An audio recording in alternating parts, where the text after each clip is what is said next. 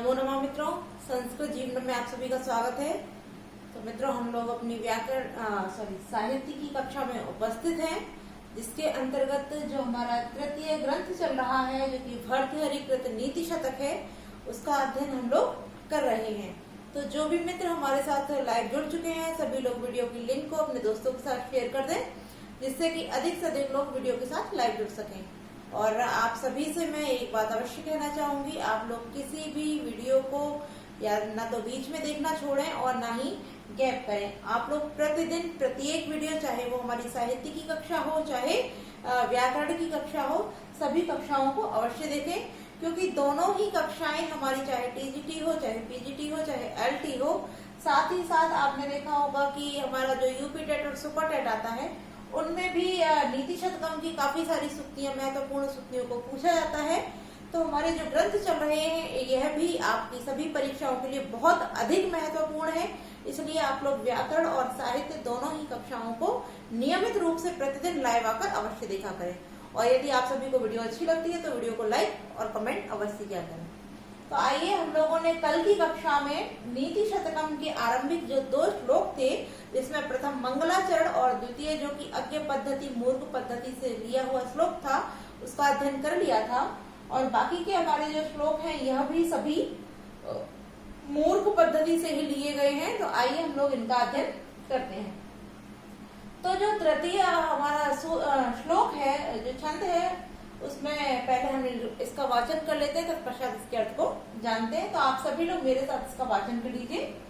अज्ञ सुखम आराध्य सुख तरम आराध्यते विशेषज्ञ ज्ञान लव दुर्विदग्धम ब्रह्मापि च तम नरम न रंजयति। अब यहाँ जो भर्तृहरि जी हैं, वह बताते हैं कि जो मनुष्य अल्पज्ञ होता है, अर्थात जो कम जानने वाला व्यक्ति होता है, या जिसको हम मूर्ख बोलते हैं, जो मूर्ख व्यक्ति होता है, उसको किस प्रकार से उसके चित्त को प्रसन्न नहीं किया जा सकता है, अर्थात असंभव से असंभव कार्यों को सिद्ध किया जा सकता है, किंतु उसके चित्त को प्रसन्न नहीं किया जा सकता है। इस चीज का वर्णन ये हमारे तीनों ही श्लोकों में भर्तृहरि जी के द्वारा किए गए हैं। तो यहाँ क्या कहते हैं भर्तृहरि जी कि अज्ञ मतलब जो ज्ञानी नहीं है, अर्थात जो ज्ञान से परे है। ज्ञा माने ज्ञानी और आ माने नहीं। जो ज्ञानी नहीं है, अर्थात जो विद्वान नहीं है, ऐसे व्यक्ति को आराध्य अर्थात समझाना या प्रसन्न करना या मनाना, सुख पूर्वक हो जाता है। अर्थात बिना किसी मेहनत के ही जो अज्ञा व्यक्ति होता है, जो ज्ञानी नहीं होता है, उसको समझाया जा सकता है या उसके चित्त को प्रसन्न किया जा सकता है। आगे कहते हैं कि सुख तरम आराध्यते विशेषज्ञ। अब यहाँ हमारा तरफ प्रत्यय लगा हुआ है, तो सुख तरम अर्थात अत्यधिक सुख के साथ। यहाँ तो सुख से था कि जो ज्ञानी मनुष्य नहीं है, उसको हम सुख पूर्वक बिना किसी प्रयत्न के सरलता से प्रसन्न कर लेते हैं या समझा लेते हैं। और यहाँ कह रहे हैं कि सुख तरम अर्थात सुख से भी और सुख पूर्वक, अर्थात अति सुख पूर्वक या अति सरलता से विशेषज्ञ, जो विद्वान मनुष्य होता है, जो किसी भी विषय का ज्ञानी होता है, ऐसे विद्वान को अत्यंत सरलता या सुख पूर्वक आराध्य माने प्रसन्न किया जा सकता है। तो यहाँ जो भर्तृहरि जी बताते हैं कि जो मनुष्य ज्ञानी नहीं होता है, उसको तो हम सुख पूर्वक प्रसन्न कर सकते हैं या मना सकते हैं, और जो विद्वान व्यक्ति होता है, विशेषज्ञ व्यक्ति होता है, उसको अत्यधिक सुख पूर्वक हम क्या कर सकते हैं, प्रसन्न कर सकते हैं या मना सकते हैं। किंतु आगे क्या कहते हैं कि ज्ञान लव दुर्विदग्धम, जो ज्ञान अर्थात अल्प ज्ञानी होता है, जो थोड़ा सा ज्ञान प्राप्त करके अपने आप को महापंडित या बहुत अधिक बड़ा विद्वान समझने लगता है, तम नरः, उस मनुष्य को ब्रह्मा भी न रंजयति, प्रसन्न नहीं कर सकते हैं। कि जो मनुष्य ज्ञान लव दुर्विदग्धम अर्थात जो अल्प ज्ञानी होता है, अल्प ज्ञान को जानने वाला होता है, या थोड़े से ज्ञान से जो स्वयं को क्या विदग्धम अर्थात महाज्ञानी समझने लगता है, तम नरम उस मनुष्य को तो ब्रह्मा भी न रंजयति प्रसन्न नहीं कर सकते हैं। कि हम तो छोटे मोटे मनुष्य हैं, किंतु जो ब्रह्मा, जो कि साक्षात सृष्टि के रचनाकार है, रचयिता है, वह ब्रह्मा भी उसके चित्त को प्रसन्न नहीं कर सकते हैं, अर्थात उसको प्रसन्न नहीं कर सकते हैं। किसको? जो थोड़े से ज्ञान को प्राप्त करके, ज्ञान लव विदग्धम अर्थात जो थोड़ा सा ज्ञान जानता है, जो संपूर्ण ज्ञाता नहीं होता है और जिसने आधा अधूरा ज्ञान प्राप्त किया है, ऐसा व्यक्ति स्वयं को महाविद्वान अर्थात ब्रह्मा समझने लगता है। ऐसा मनुष्य, ऐसे मनुष्य के चित्त को या ऐसे मनुष्य को तो ब्रह्मा भी प्रसन्न नहीं कर सकते हैं। तो भर्तृहरि जी का सीधा साधा कहना है कि हे अर्थात वो लोगों को बताते हैं कि जो मनुष्य ज्ञानी नहीं होता है, अर्थात जो ज्ञानवान नहीं होता है, उसको तो हम सरलता से समझा सकते हैं, मना सकते हैं, और जो विशेषज्ञ होता है, जो अत्यधिक ज्ञानी होता है, उसको हम और अधिक सरलता से मना सकते हैं। क्यों मना सकते हैं? क्योंकि वह तो स्वयं में ही ज्ञानी है। किंतु जो अल्पज्ञ होता है, अर्थात थोड़ा ज्ञानी होता है, थोड़ा सा जानने वाला होता है, ऐसे मनुष्य को तो साक्षात ब्रह्मा भी नहीं प्रसन्न कर सकते हैं। तो मेरा तो कहना ही क्या है। तो हम लोगों ने इसके अर्थ को देख लिया है। अब हम जो इसकी महत्वपूर्ण व्याकरणिक टिप्पणियां हैं उसको देख लेते हैं। तो यहाँ सबसे पहले लिखा हुआ अज्ञा ना ज्ञा अर्थात जो ज्ञानी नहीं है। तो यहाँ नए तत्पुरुष समास हो जाएगा। आगे लिखा हुआ है शुभम आराध्य। तो यहाँ जो आराध्य शब्द है, इसमें आ उपसर्ग पूर्वक राग धातु के साथ जब ण्यत् प्रत्यय का विधान करते हैं, तब यहाँ पर हमारा आराध्य शब्द निष्पन्न हो जाता है। अब क्योंकि आराध्य हम लोगों ने देख लिया है, और अब हम देखते हैं यहाँ पे हमारा लिखा हुआ है विदग्धम और दुर्विदग्धम। यदि हम जो हमारा विदग्ध शब्द लिखा हुआ है, इसकी यदि उत्पत्ति की बात करें तो वि उपसर्ग पूर्वक दह धातु के साथ जब हम कित प्रत्यय का विधान करते हैं तो विदग्ध शब्द उत्पन्न हो जाता है, निष्पन्न होता है।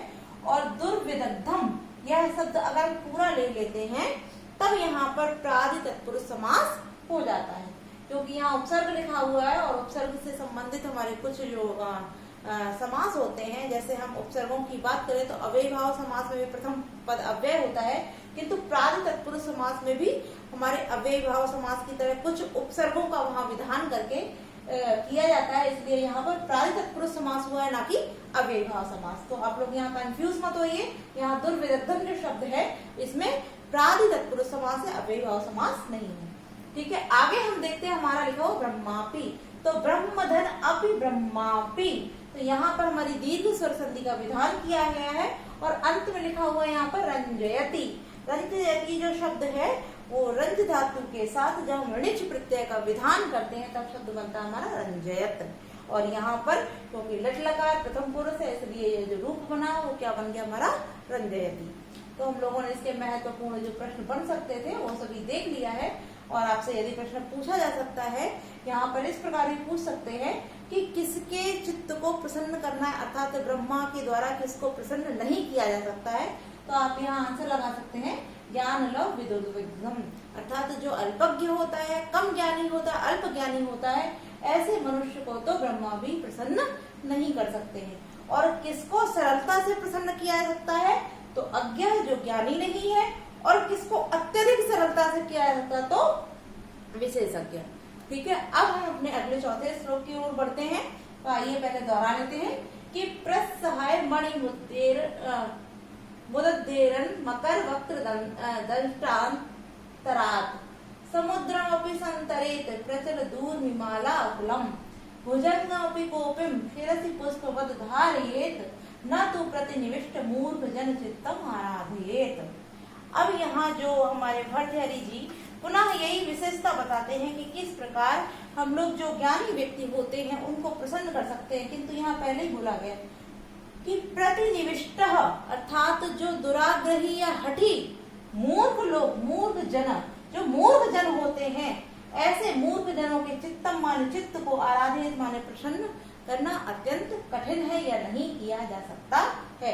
तो यहाँ उपमा देते के बताते हैं कि हम लोग कठिन से कठिन कार्य को यदि करना चाहेंगे तो उसको भी कर सकते हैं। जो असंभव है ऐसे कार्यों को भी हम संभव कर सकते हैं, किंतु जो दुराग्रही हठी मूर्ख लोग होते हैं ऐसे लोगों के चित्त को प्रसन्न नहीं किया जा सकता है।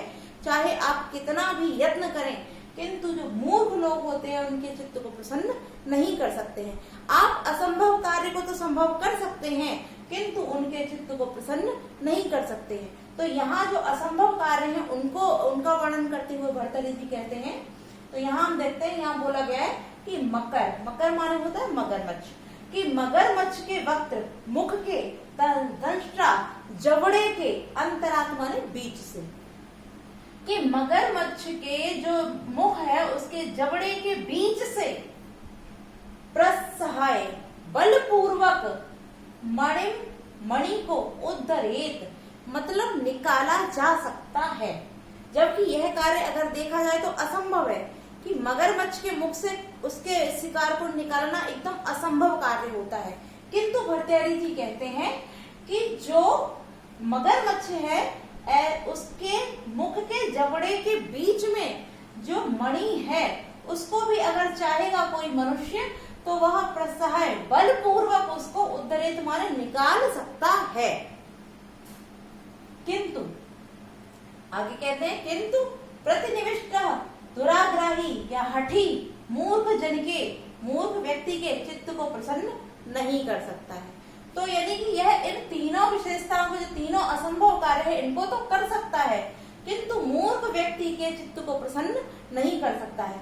तो पहला हम लोगों ने देख लिया असंभव कार्य कि मगरमच्छ के मुख के जबड़े के मध्य से मणि को तो बलपूर्वक उद्धरित माने खींचकर निकाला जा सकता है। आगे कहते हैं कि प्रचलत उर्मिमाला अकुलम, प्रचलत माने चंचल, उर्मी माने तरंगों के और माला माने समूह, आकुलम माने व्याप्त, कि जो चंचल तरंगों की समूह से व्याप्त है ऐसे समुद्र माने समुद्र को, अपि माने भी, ऐसे समुद्र को भी संतरित माने तैरकर पार किया जा सकता है। तात्पर्य जो चंचल तरंग समूहमाला से अर्थात समूह से व्याप्त है ऐसे समुद्र को भी तैर करके पार किया जा सकता है। किंतु पुनः आप ये चौथी लाइन जो है उसको जोड़ देंगे। फिर हम देखते हैं आगे क्या कहते हैं कि कोपितम जो क्रोधित है, भुजंगम अपि, क्रोधित भुजंग माने सर्प को, अपि माने भी, क्रोधित सर्प को भी पुष्पवद फूलों के समान सिरसी सिर पर धारित माने धारण कर सकता है। कि जो क्रोधित सर्प है ऐसे सर्प को भी पुष्प फूलों के समान अर्थात फूलों की माला के समान सिर पर धारण किया जा सकता है। किंतु ना तो मतलब किंतु प्रतिनिविष्ट जो दुराचारी हठी दुराग्रही मूर्ख व्यक्ति है ऐसे मूर्ख के चित्त या मन को आराधित माने प्रसन्न नहीं किया जा सकता है।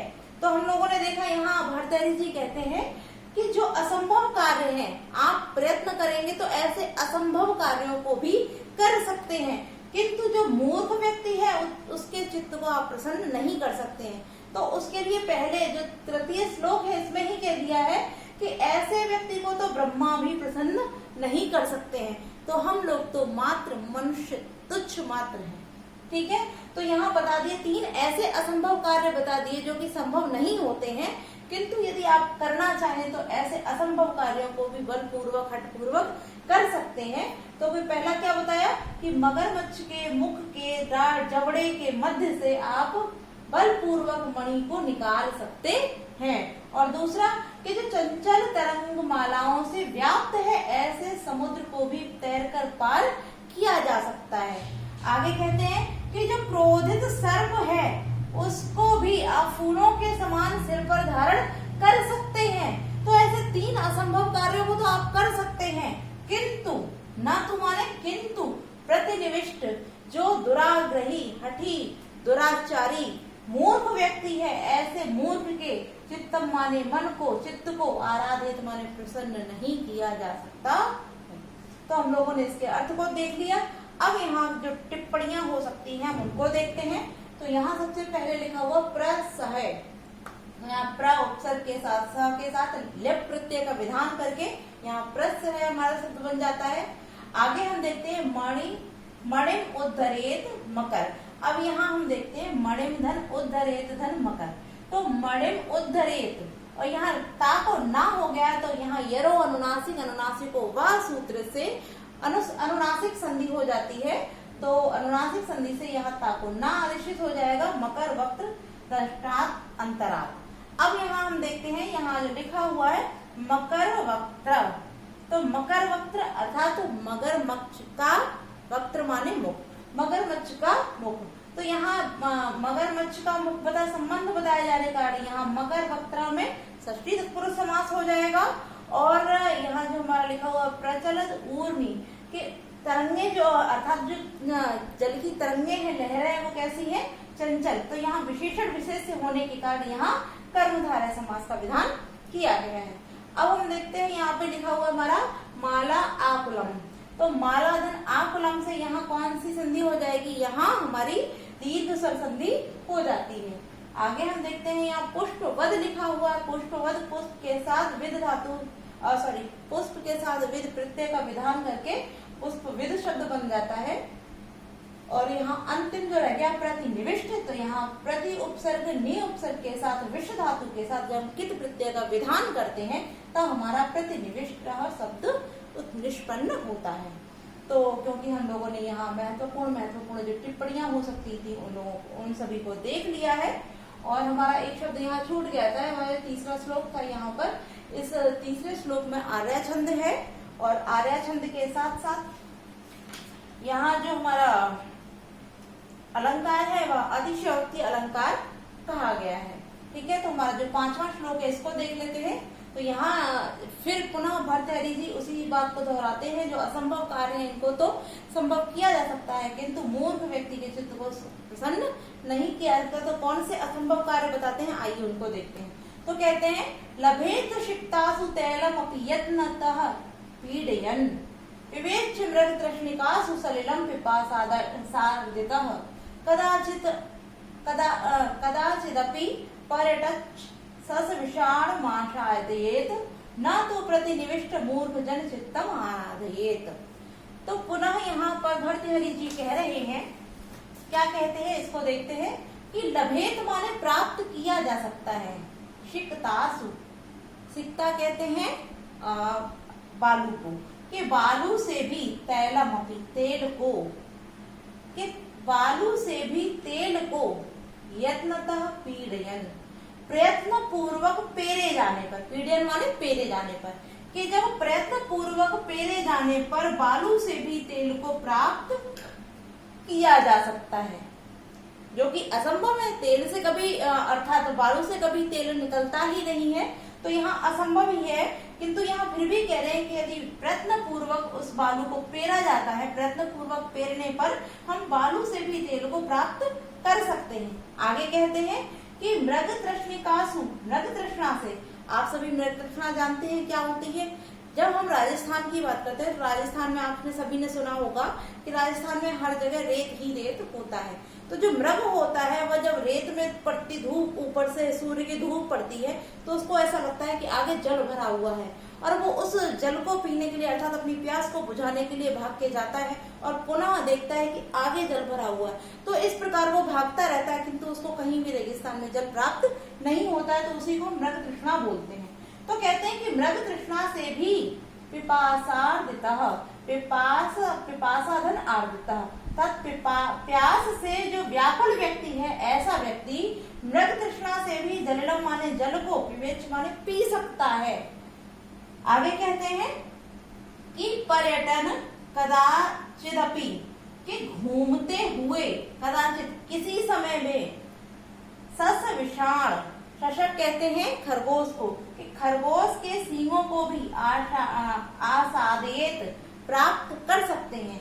कि आप किसी भी समय यदि घूमने गए हैं और आपको घूमते हुए भी किसी समय खरगोश के सींग प्राप्त हो सकते हैं, जो कि असंभव है। खरगोश के और गधे के सींग होते ही नहीं है, तो यहाँ कहा जा रहा है कि खरगोश के सींग भी आपको प्राप्त हो सकते हैं। और मृग तृष्णा से प्यास बुझाना यह भी असंभव है, किंतु कह रहे हैं कि प्यास से व्याकुल व्यक्ति मृग तृष्णा से भी जल को प्राप्त कर सकता है। और कहते हैं कि यत्न पूर्वक यदि हम बालू को पेरते हैं, सिकताशु माने बालू को यत्न पूर्वक पेरने पर उससे भी तेल को प्राप्त किया जा सकता है।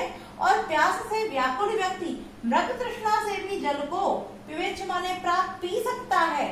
और किसी समय घूमते हुए खरगोश के सींगों को भी प्राप्त किया जा सकता है, किंतु न तो माने किंतु दुराग्रही मूर्ख व्यक्ति के चित्त को प्रसन्न नहीं किया जा सकता है। तो हम लोगों ने इसके अर्थ को देख लिया, अब हम इसकी व्याकरणिक टिप्पणियां देख लेते हैं। तो यहाँ जो लभेत शब्द है, आप सभी जानते हैं लभ धातु के जो रूप है वो सदैव आत्मनेपद में होते हैं। विधिलिंग प्रकार है। सिकतासु जो है, सिकता जो है वो सदैव बहुवचन में ही होती है, जैसे आपा शब्द भी बहुवचन में ही प्रयुक्त होता है, तो यह सप्तमी बहुवचन है। तैलमपि यत्नतः। अब यहाँ जो लिखा हुआ है हमारा यत्नतः, तो यत्न धन तशिल प्रत्यय के साथ यहाँ यत्नतः शब्द हमारा निष्पन्न हो जाता है, और पीड़ के साथ जब सद प्रत्यय जोड़ते हैं तब पीडियन शब्द बन जाता है। आगे देखते हैं कि मृग तृष्णकासु, तो यहाँ मृग तृष्णकासु जो शब्द है यहाँ पर हमारा बहुब्रीहि समास का विधान किया गया है। और पिपाशा धन आर्दितः, यहाँ पर हमारी दीर्घ स्वर संधि हो जाती है। और यदि हम बात करें यहाँ पर समास की, तो पिपासा आर्दिता अर्थात प्यास से व्याकुल, तो हम इसके अर्थ से ही इसके समास को पकड़ सकते हैं, प्यास से व्याकुल। तो कौन सा समास हो जाएगा, तो यहाँ तृतीया तत्पुरुष समास हो जाएगा। अब हम देखते हैं यहाँ पर कदाचित अपि, तो कदाचित धन अपि, तो यहाँ पर हमारी जसत संधि हो जाती है। आगे इसी प्रकार पर्यटच, यहाँ आप देख रहे हैं पर्यटन धन शश विषाण, तो यहाँ पर षष्ठी शब्द सूत्र से हमारा छत्व संधि होती है। और विषाणम धन आशादित। आगे देखते हैं जो कि प्रतिनिविष्ट का हमने यहाँ अर्थ देख लिया, वो निष्पन्न देख लिया है कि प्रति और नी उपसर्ग पूर्व जब विष धातु के साथ हम कित प्रत्यय का विधान करते हैं तो प्रतिनिविष्ट शब्द प्राप्त हो जाता है। अब हम यहाँ महत्वपूर्ण प्रश्न देख लेते हैं। आपसे प्रश्न इस प्रकार भी पूछा जा सकता है कि भर्तृहरि जी द्वारा ऐसा किसके लिए बताया गया है कि जिसके चित्त को कभी प्रसन्न नहीं किया जा सकता है, तो आप बता सकते हैं कि मूर्ख जन के चित्त को कभी प्रसन्न नहीं किया जा सकता है। और यदि पूछा जाए कि कितने असंभव कार्यों के विषय में वर्णन किया है, तो आप देखते हैं कि 3 और 3 6 कुल आप 6 असंभव कार्यों को तो कर सकते हैं, किंतु मूर्ख के चित्त को प्रसन्न